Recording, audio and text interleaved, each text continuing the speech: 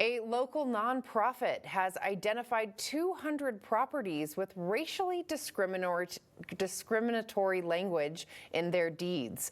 As Matthew Draxton reports, they've also sent letters to property owners with instructions on how to remove the offensive language.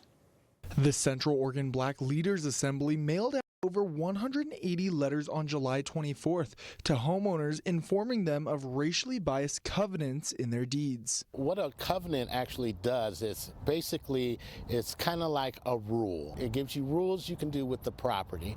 One of those rules were not allowing people of color or people of certain religions to own the property at all. Ricardo Waits is the executive director and founder of Central Oregon Black Leaders Assembly. These letters are part of the nonprofit's Good Deeds program. We're not out here trying to be mean to anyone or scold anyone with these letters. These letters are for informational purposes and educational purposes only for people who didn't know that these things existed and would like to. In one covenant shown here, the language prohibits certain races from owning or occupying the property. There have been 10 property owners who have started the process to remove the covenants after receiving the letter. What we do is we refer them to our website where there's a link that they can go to and download all the paperwork they need to have the racially biased language removed from their deed and find out more about what they are. Racially biased covenants are not exclusive to residential properties.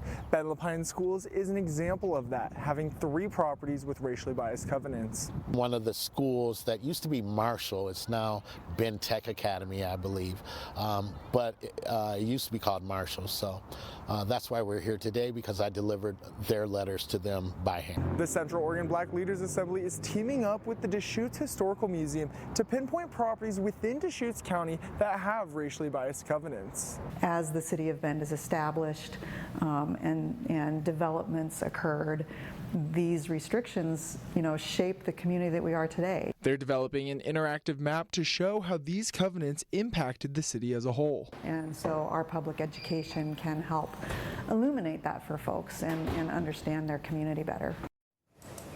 Waits tells me they've received a lot of responses from property owners. Most are usually shocked to know the new information. Once the nonprofit is finished researching Deschutes County, they'll eventually go into Jefferson County and Crook County. So how much of Deschutes County properties has the nonprofit looked into?